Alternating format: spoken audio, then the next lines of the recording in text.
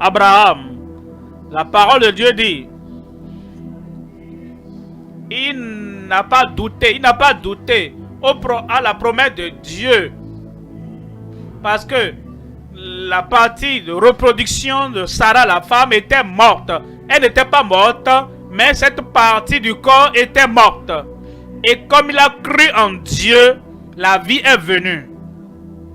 Je n'ai pas entendu l'amen. Et le sourire est venu. Le sourire est venu dans ta vie aujourd'hui. La joie est venue dans ta vie aujourd'hui. L'excitation, l'enthousiasme, tout ce qui était mort dans mon corps reprend vie maintenant. La vie viendra dans ma vie. Différentes parties du corps. Parfois, c'est comme si c'est mort. Les nerfs morts. Et donc tu n'arrives pas à plier les doigts, la main. Les genoux morts. Donc tu n'arrives même, tu ne sens plus rien. Tu n'arrives plus à soulever. Parfois même les reins ne fonctionnent plus. Ça ne marche pas. Les cellules du cerveau, on dit, ah, telle est morte, telle cellule est morte. Et toute partie du cerveau, il y a des cellules mortes par-ci, par-là. Tu n'arrives même plus à te rappeler quelque chose. Tu n'arrives plus à rien faire. Et ton cerveau n'envoie plus d'informations, d'instructions à tes mains, à tes pieds ou à tes parties du corps, au cerveau. Parce que tout est mort. Tu n'arrives pas à entendre. Ces choses sont encore là. Les organes sont encore là. Mais tout est mort. Tu n'arrives plus à parler parce que les cordes vocales sont mortes. Tout ce qui est mort, n'importe où, n'importe quelle partie de ton corps, tout va reprendre vie ce soir au nom de Jésus. Appelle-toi Abraham. La parole de Dieu dit, il n'a pas douté à la promesse de Dieu. Parce que la partie de reproduction de Sarah, la femme, était morte. Elle n'était pas morte, mais cette partie du corps était morte. Et comme il a cru en Dieu, la vie est venue. Je n'ai pas entendu l'amen. Et le sourire est venu. Le sourire est venu dans ta vie aujourd'hui. La joie est venue dans ta vie aujourd'hui.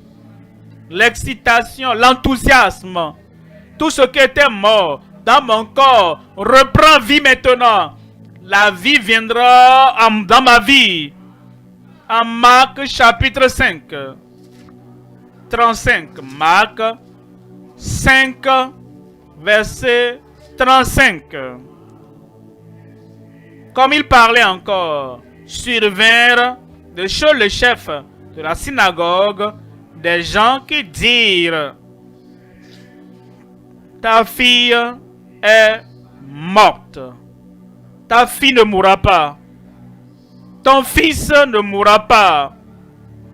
Quiconque apporte ce message de mort, d'annonce de mort, pour dire ne prie plus, n'espère plus rien, n'aie plus foi, Jésus te dit, ne crains pas, crois seulement. Et quiconque viendra à toi et dira, n'écoute pas Jésus, hein. Il a peur, ne crois pas. L'Esprit de Dieu va chasser cette personne loin de toi. Il dit, alors quelqu'un dit, ta fille est morte. Pourquoi importuner le maître? Verset 36. Verset 36. Dès que Jésus a entendu cela, mais Jésus s'en tenu compte de ces paroles. Jésus n'agit pas selon la parole que ton voisin ou les propos de ton voisin, selon les propos de tes amis, ou selon les propos de tes ennemis, ou bien selon les propos des observateurs. Où est-ce que tu es allé? Je suis allé à la croisade. Pourquoi tu es allé? Oh, je voulais la solution à mes problèmes. Et tes voisins disent, ah, toi aussi parmi les gens, tu penses que quelque chose peut t'arriver, n'écoute pas ce qu'ils disent. Je ne veux pas écouter. C'est ce que Jésus dit. Il dit, il a entendu ce que cette personne, ce que ce voisin a dit. Et il dit au chef de la synagogue, ne crains pas, crois seulement. Tu as un choix. À qui veux-tu croire? Un homme qui n'a pas toute la connaissance, un homme qui ne connaît pas l'avenir, un homme qui ne connaît pas la puissance de celui qui accomplit les miracles, qui te dit quelque chose. Fais ton choix. Jésus, le Créateur, celui qui accomplit les miracles, le guérisseur, celui qui a la puissance de ressusciter les morts. Il dit, n'aie pas peur. Et je suis encore vivant. Jésus est encore vivant. Il est toujours celui qui règle les problèmes. Il va régler tes problèmes. Il est celui qui garde la promesse. Et il gardera ses promesses. Et il va te toucher aujourd'hui. Tu ne seras plus jamais le même au nom de Jésus. Crois seulement. Et quand il a dit cela, verset 41, il a saisi par la main et lui dit, Talita Kumi, ce qui signifie, jeune fille, lève-toi, je te le dis. Je te le dis, fais quoi? Lève-toi. Et quand Jésus l'a dit, et il te parlera aujourd'hui, lève-toi des liens, lève-toi des jougs, lève-toi du traumatisme, lève-toi de la possession démoniaque, lève-toi de cette maladie, lève-toi et quitte cet esprit de mort, ce sera fait. Il dit, lève-toi, verset 42, voici ton histoire. Aussitôt, la jeune fille se leva et se mit à marcher. Aussitôt, immédiatement, cet enfant qui était morte, et les gens pleuraient déjà au dehors et au niveau de la véranda. Oh moi, oh comment ça peut arriver? Oh elle est encore jeune. Jésus a dit, taisez-vous, tes ennemis vont se taire. Ceux qui pleurent pour toi, ils vont maintenant sourire. La joie viendra dans ta famille. Rappelle-toi, ne crains pas, crois seulement. Crois seulement. Tu crois à Christ, tu crois en Dieu, crois au sacrifice qu'il a fait sur la croix du calvaire.